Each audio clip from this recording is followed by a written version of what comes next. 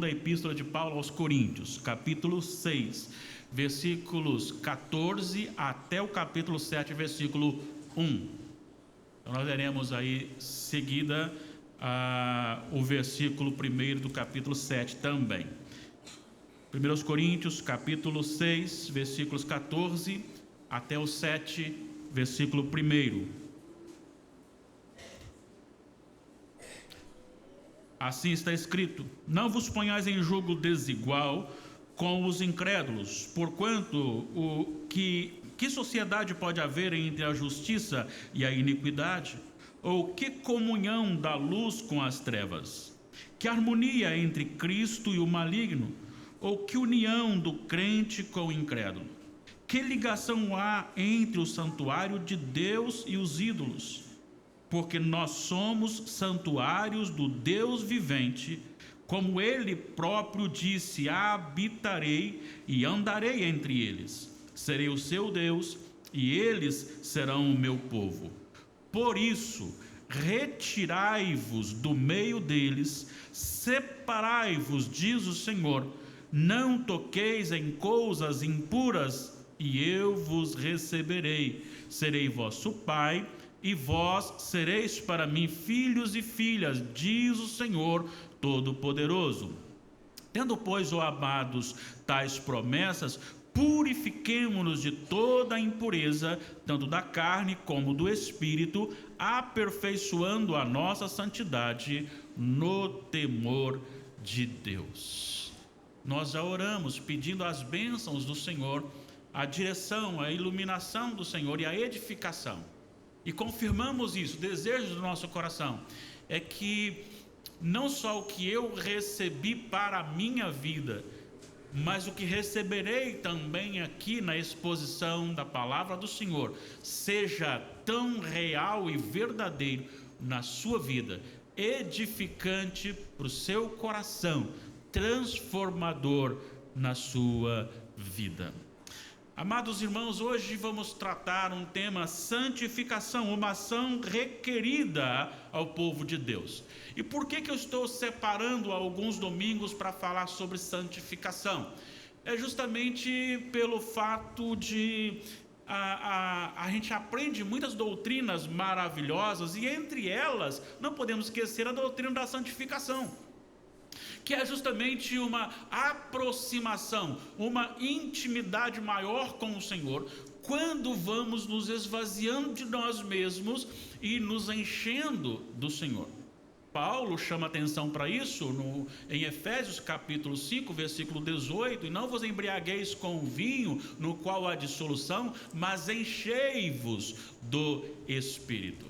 Nós temos vários exemplos na Bíblia de pessoas que estiveram muito ligadas, muito íntimas, muito próximas a Deus, e que viveram uma vida para a glória de Deus. Essas pessoas são dignas de que olhemos para elas, vendo aquilo que o Senhor operou, e busquemos então imitá-las na obediência, no serviço do Senhor. Olha, temos aqui uma carta muito especial, e apenas o contexto anterior, Paulo está tratando da reconciliação. No capítulo 5, na parte final, ele fala que nós somos uma nova criação em Cristo Jesus. O que significa isso? Significa que nós fomos criados como pessoas, nascemos, relação do pai, da mãe, e aí então nós nascemos, somos uma criação. Mas só que nós somos uma nova criação quando nós somos salvos por Jesus, chamando a atenção para esse termo, nova criação, versículo 17 do capítulo 5. E assim, se alguém está em Cristo, é nova criatura ou nova criação. Significa que nós nascemos de novo, somos criados de novo, agora com uma natureza submissa, com uma natureza do próprio Espírito plantada em nosso coração, a ponto de esta natureza espiritual agora pender, tombar, conduzir-nos para o lado espiritual, para as coisas do Espírito. E ele trabalha dizendo: olha, isso é possível pelo fato de que o próprio Filho, o próprio Deus Pai, entregou o seu Filho para que o Filho, não tendo pecado, se fizesse pecado por nós, para que nele nós, pecadores, fôssemos feitos justiça de Deus. O que é trocar isso em miúdo? É que Deus, o Pai, enviou o Filho, e o Filho que não tem pecado trocou conosco. Ele pegou, ele vestiu a nossa vestimenta pecaminosa e nos envolveu com a sua vestimenta da justiça. E ele agora vai desenvolvendo isso, dizendo que quando isso acontece, a nossa vida vai se transformando e nós vamos vivendo um propósito que é o propósito de Deus. Quando chega no capítulo 6, versículos 11 a 13, ele fala a respeito do amor que ele tem no coração para com os coríntios, mas ele termina o versículo 13 dizendo: dilatai-vos também vós. Ou seja, este amor que vocês recebem de mim, que vem de Deus, porque só posso amar vocês se Deus me amou e capacitado por Deus. Este amor que vocês receberam de Deus e também de mim, dilatai, ou seja, esbanjai, alcancem a outros, amem a outros. Ou seja, tem um propósito estabelecido de uma vida diferenciada, não uma vida como eu acho que deva ser vivido, mas uma vida que tem um princípio estabelecido nesta reconciliação, quando o Senhor Jesus é o modelo da minha vida diária. Então entramos agora no nosso texto, e este texto carrega algumas lições assim importantíssimas e desafiadoras. E eu quero, antes de mais nada, dizer que se eu e você, se nós estamos aqui nesta noite, porque esta palavra é para nós. Do contrário, ele não nos teria trazido até aqui. E a primeira lição que eu quero aprender e discutir com vocês é que os filhos de Deus adotados em Jesus não podem traçar o seu caminho nos mesmos trilhos vividos, andados, desenvolvidos pelos ímpios. Versículo 14: não vos ponhais em julgo desigual com os incrédulos. Não vos ponhais em julgo desigual com os incrédulos. Claro, aqui você pode abranger para tudo aquilo que envolve a sua vida neste relacionamento, mas aqui, pensando no contexto desde o início até a primeira epístola de Paulo aos Coríntios também, aqui tem duas áreas que estão claramente à frente. Primeiro é a questão relacionada a culto a Deus. Quando você pensa não colocar-se ou não se colocar em julgo desigual, você precisa entender o que é o julgo aqui. E para que você entenda o contexto, o que significava isso, quando os coríntios leram isso, o que significava, você precisa voltar lá em Deuteronômio 22:10. Olha só o que nós temos, e esta é a explicação do sentido original da expressão traduzida como jugo desigual. Olha só o que diz: não lavrarás conjunta de boi e jumento. Então, quando Paulo está dizendo aqui no versículo 14 do capítulo 6 de 2 aos Coríntios, não vos ponhais em jugo desigual, ele está dizendo, não podem andar no mesmo jugo animais ou pessoas com naturezas diferentes. Vamos lembrar que nós falamos aqui no capítulo 5, versículo 17, que há uma nova criação. Então agora você tem uma nova natureza. Você não tem a mesma natureza que os ímpios têm. Você tem uma natureza espiritual. E o que ele está dizendo aqui é que o processo de santificação, ele envolve esse cuidado de não colocar o seu pescoço. O que é um junco? O que é um jugo, melhor dizendo? É um aparelho em que cabem 2 pescoços, no caso do boi, 2 bois, e eles têm que fazer a mesma coisa. Um vai puxando, vai dirigindo, conduzindo os demais. Então, para onde um vai, o outro vai. No local que um passa, o outro passa. Então, a questão é, existe um direcionamento igualitário de vontade e de realizações. O que Paulo está dizendo é que o Filho de Deus, o crente em Jesus Cristo, ele não pode, de maneira alguma, ele pode colocar o seu pescoço ou o seu coração sob a direção daqueles que são ímpios, para o culto, para a adoração a Deus.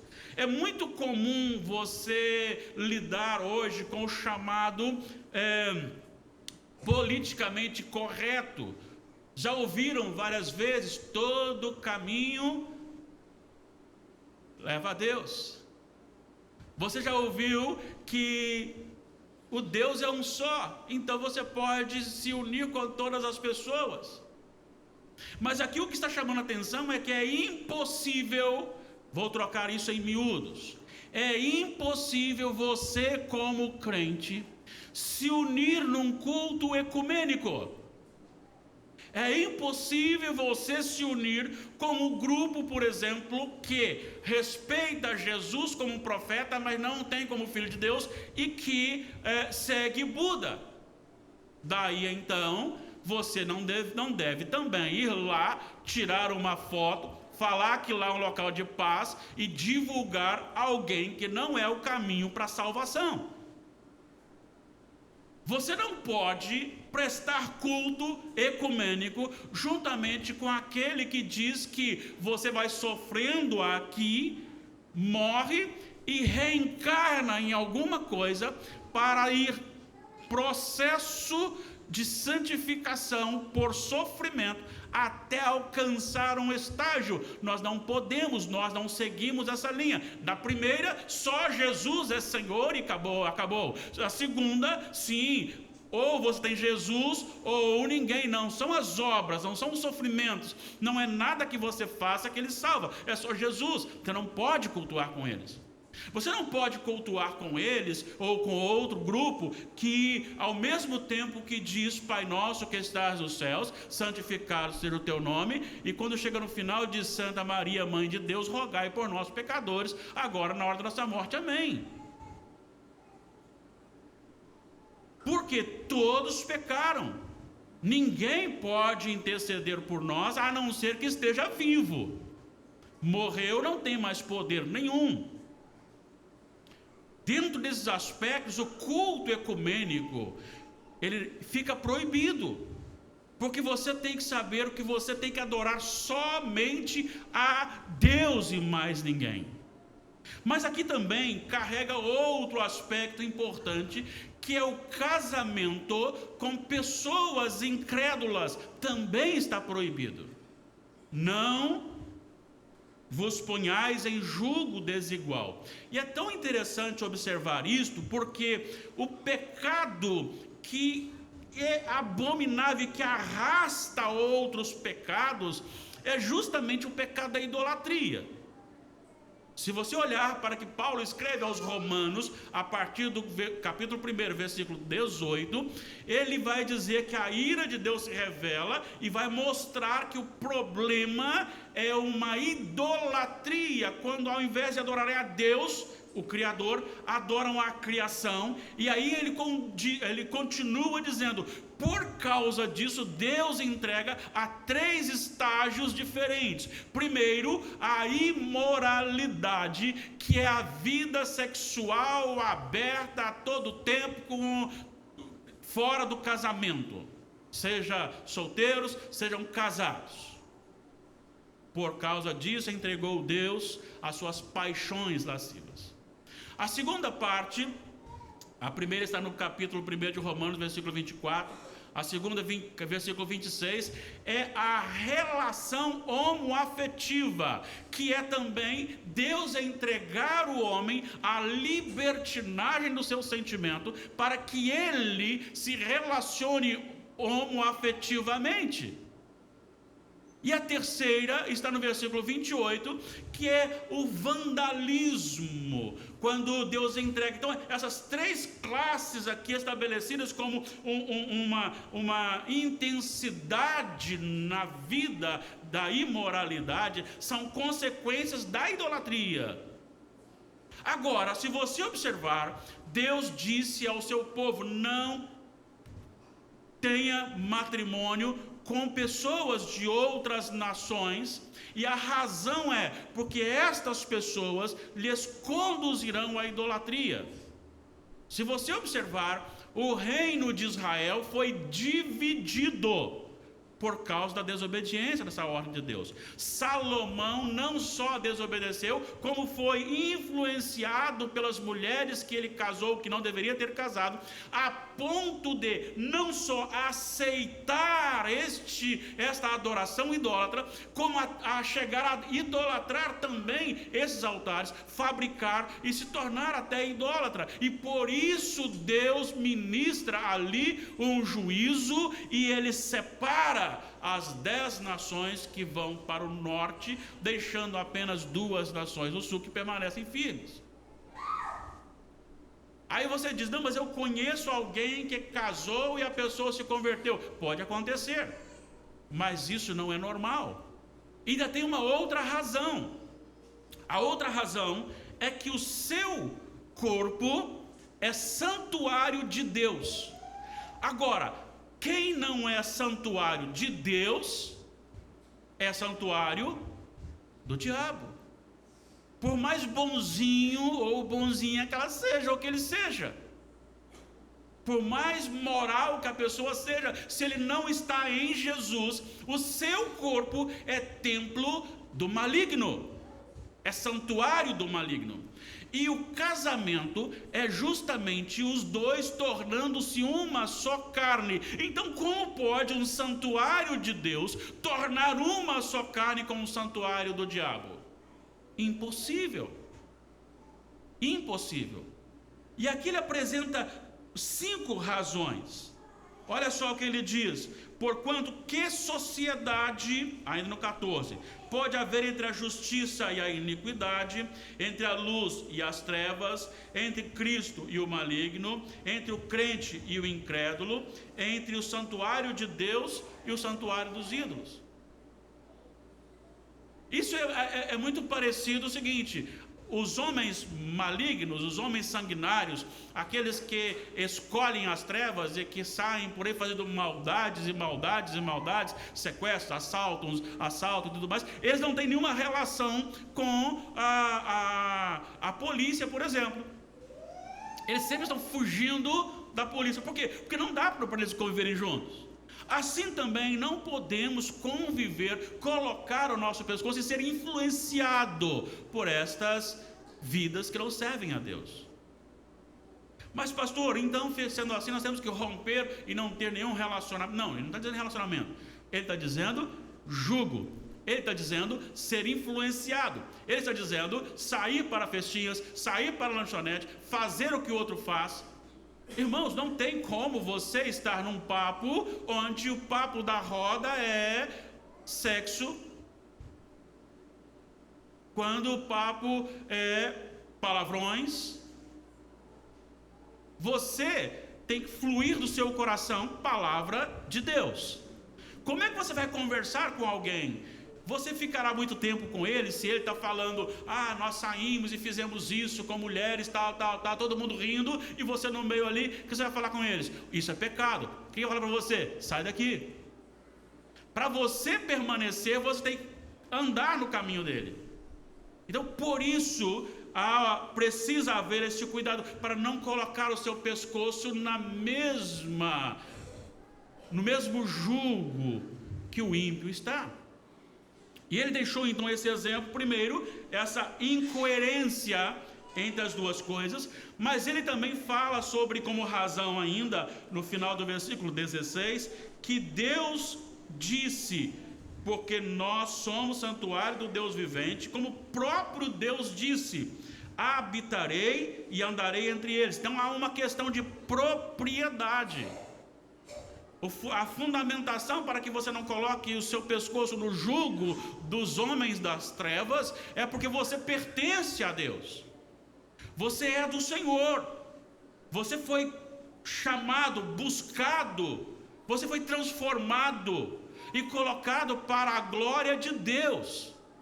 Não só no sentido de pertencer ao Senhor, mas o nosso Senhor é o único que pega um povo morto, pecador, rebelde, teimoso, transforma o seu coração, toma ele como posse.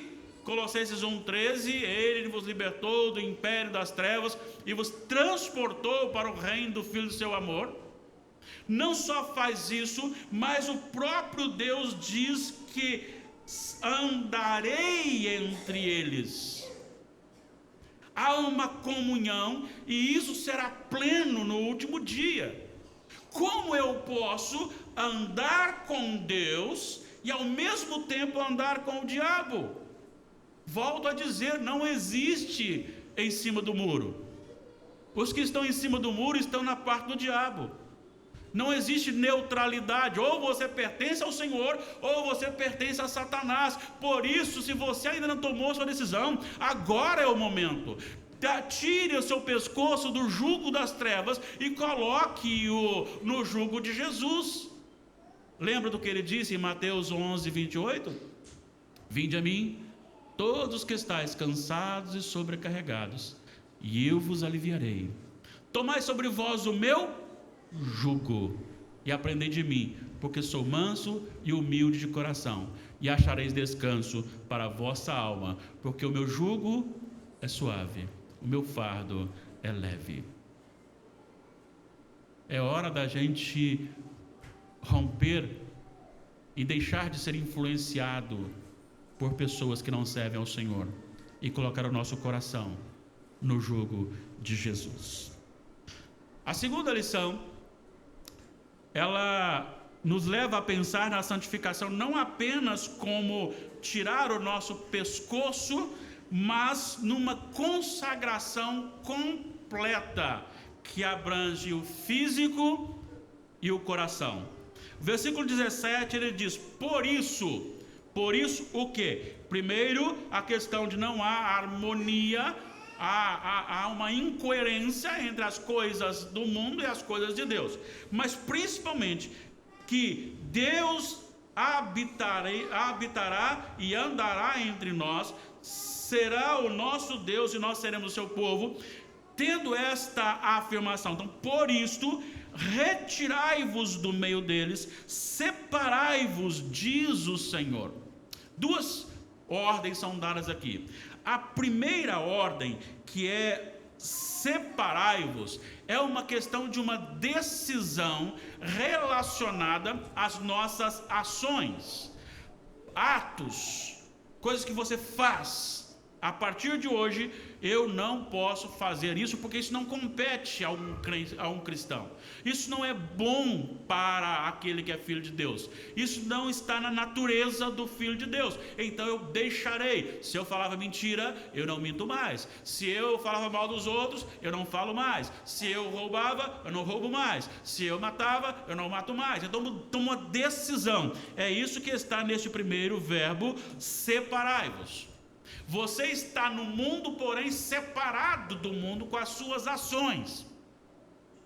Enquanto as pessoas estão caminhando, uma multidão num caminho largo, você está na contramão, embora esteja no meio deles, mas caminhando na contramão, onde o caminho é estreito. Você está numa outra direção. Você está tomando decisões contrárias a que todo mundo está tomando. Você é capaz de dizer não para as coisas que a maioria diz sim. Então você começa a seguir na contramão, decide, por exemplo, como adolescente, jovem cristão, o seguinte: eu não farei sexo antes do casamento. Isso é uma vergonha hoje, se você chegar perto principalmente na faculdade, se você chegar lá e você falar assim, olha, o que? Não é um absurdo, ei, todo mundo ri, todo mundo zomba, então é isso mesmo, toma essa decisão. Eu buscarei um casamento cristão. Opa, peraí, não, o que é isso? O que é isso? Tudo aquilo que você toma como decisão, eu sou capaz, eu gosto de tomar bênção, meu pai, minha mãe, eles são autoridade sobre a minha vida. Que pai, mãe, o quê? Hoje ainda falei na nossa aula, meu pai, por mais simples que ele seja, mas ele é para mim como se fosse uma parede, como se fosse uma fortaleza. Perto dele eu me sinto seguro. Embora ele esteja com 86 anos e um pouco, não está mais com o mesmo vigor que tinha antes, mas para mim ele continua sendo uma fortaleza. Que pai, o quê? A 200 quilômetros da Márcia falou esses dias, precisamos ir lá visitar nosso pai. Precisamos. Não, mas gastar gasolina 200 quilômetros, 400 e de volta, né? Não, deixa para lá. Então você cuidar do seu pai, você amar o seu pai, hoje é uma coisa estranha. Tomar bênção do seu pai, senhor e senhora, isso é um absurdo. Mas você segue isto porque você tem um caminho diferente, está na contramão. Você retirou-se, você tomou uma decisão. Eu não quero ser como as crianças que não têm Jesus. Eu não quero ser como os adolescentes, como os jovens, como os adultos e nem os anciãos que não servem a Jesus. Eu quero ser diferente. Então eu tomo decisão para ações diferentes na minha vida. Mas isso não basta. É por isso que Paulo coloca o segundo verbo. Ele diz primeiro, retirai-vos, e agora separai-vos. Retirar é uma decisão, e separar é cuidar do coração para que as motivações desse retiro, desse abandono, agora seja algo que venha do céu. Não adianta eu criar um mosteiro e ir para lá e não fazer, e não fazer, e não fazer, e não fazer, e o meu coração está vazio do Espírito, mas a carnalidade continua reinando ali. É necessário. A santificação é um processo em que só é válido quando você vai enchendo. Veja bem, não é tirar primeiro para colocar, é colocar, encher-se do Espírito, e à medida que você vai enchendo-se do Espírito, o Espírito vai jogando para fora a carnalidade, ele vai expulsando. Pensa comigo, comece a ler mais a Bíblia, a orar, a participar mais, a louvar o Senhor, consagre a sua vida, e você começará a dizer o seguinte: interessante, o que eu fazia antes que eu achava normal, não quero mais fazer, não fica bem para mim. Porque o Espírito Santo vai abrindo o seu coração, vai mostrando, vai abrindo os olhos, vai clareando e vai apontando para você que você é santuário de Deus e que você precisa viver para a glória de Deus. Então, por isso, primeiro retirai-vos, ou seja, tome decisão, separai-vos, encha o seu coração. Não basta dizer não faço, mas tem que ser sou cheio, por isso não faço, não quero fazer. Porque é necessário que a vontade seja mudada, e ela só poderá ser mudada através do Espírito Santo de Deus. Eu posso vir aqui pregar para você, pode vir o pastor José Prado pregar para você, pode vir o pastor Igor pregar para você, pode vir o pastor Hernandes pregar para você, pode vir o pastor Isaías pregar para você, pode ser um irmão pregar para você. Ninguém conseguirá fazer nada no seu coração. O único com autoridade de santificar a sua vida é o Espírito Santo de Deus. Então retirai-vos, tome decisões, mas tome decisões dentro desse separar-se para Deus. Eu não faço para Deus, eu não faço isso por causa, para a glória de Deus. Deus tem que ser o motivo central da nossa decisão. A glória de Deus tem que ser isto. Irmão, nós estamos precisando de talvez olhar um pouquinho a igreja de Éfeso. Uma igreja até doutrinariamente muito boa. Qualquer um olharia para Éfeso e diz: que igreja maravilhosa, doutrinariamente correta. Mas acontece que o Senhor Jesus lhe chama atenção. Ele fala para ela assim: olha, parabéns, vocês doutrinariamente estão bem, mas vocês precisam arrependerem-se, porque perderam a alegria da salvação, perderam o primeiro amor, perderam aquela satisfação quando você se converte, que você acorda, lê a Bíblia, tem um minutinho você lê a Bíblia, tem um pouquinho você lê a Bíblia, você ora ao Senhor, você lê a Bíblia, você ora ao Senhor, você quer se mostrar, quer conversar. O tempo vai passando, você vai perdendo isso. Você vai conhecendo sobre a justificação, e a justificação torna-se apenas um termo da nossa vida. A redenção como um todo, olha, eu fui redimido pelo sangue do Cordeiro, eu tenho a fé reformada, aleluia, mas que essa fé reformada seja algo que mova o seu coração com alegria, contentamento no Senhor. Que Deus seja a razão da sua vida, que Deus seja a alegria da sua vida, que você se reúna diante da palavra de Deus com fervor, com alegria, com prazer. Não adianta eu me santificar no contexto de me esconder das pessoas ou dos pecados praticados, se o meu coração está lotado, até com carga excessiva, capaz de ser multado ao ser parado numa blitz, de coisas ruins. E esta palavra do Senhor, ela nos conclui, ela nos leva à conclusão do primeiro versículo do capítulo 7. Tendo, pois, amados, tais promessas, purifiquemo-nos de toda a impureza da carne e do espírito. Que não seja algo somente de ações, que não seja algo apenas de práticas relacionadas à impureza, mas que também busquemos a purificação, no sentido de Deus ser adorado como Ele deve ser adorado. Não se assustem. Ultimamente, muitos têm se levantado e falado sobre a questão relacionada ao culto. E dizem, o culto solene tem que ser livre. O culto solene tem que ser livre, você tem que ter liberdade no espírito. E toda a palavra nos instrui que existem os atos corretos para o culto solene. Eu não posso vir aqui criar coisas, posso até encher esse templo, a ponto de pessoas ficarem lá fora, mas eu terei que dar conta no último dia, porque o culto solene, ele é traçado pelo Senhor.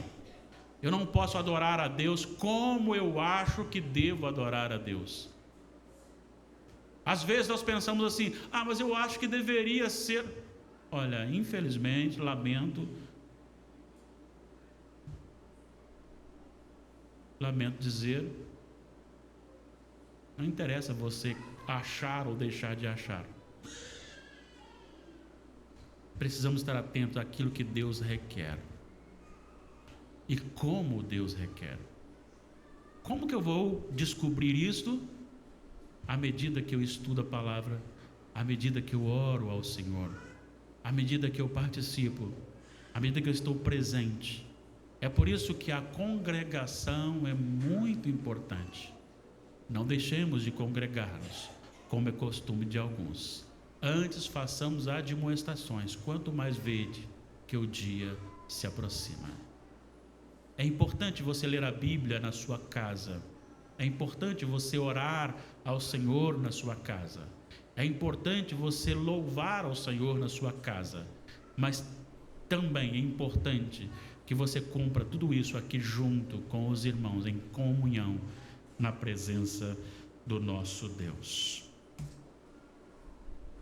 Quero concluir com as seguintes afirmações. O crente em Jesus o é porque tem a mente esclarecida e os olhos abertos.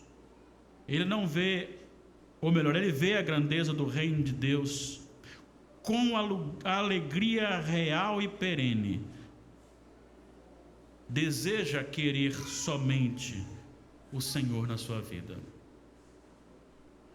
Tudo que é estranho deve ser olhado à luz da palavra. A natureza do crente o faz renegar as obras da carne e deleitar-se nas coisas de Deus. Temos a promessa do Senhor Deus, não apenas de uma comunhão conosco, de habitar conosco, de andar conosco. Eu fico ansioso por esse dia ser consumado, quando do céu virá a cidade santa. Deus morará, habitará com o seu povo na nova terra, que será transformada em novo céu. Ele estará ali, Ele estará conosco. Veremos, creio eu, parte ainda da sua glória, e veremos a Jesus face a face. Veremos nossos irmãos que um dia serviram ao Senhor e que já partiram no Senhor. Não terá mais ali nenhum sofrimento, nenhum temor. Nós temos esta promessa. Esta promessa não é só para mim, esta promessa é para você, se você crer em Jesus. Então tenho duas perguntas. A primeira pergunta é para você que ainda não tomou a sua decisão. Você está pronto para esse dia? Só pode aquele que crer em Jesus e o confessar como Senhor e Salvador. E a você que tem, mas quem sabe está meio devagar, está meio desanimado, está meio enfraquecido. Essas promessas não são suficientes para reacender o seu coração, o gozo em Deus? É agora. É agora. Coloquemo-nos em pé.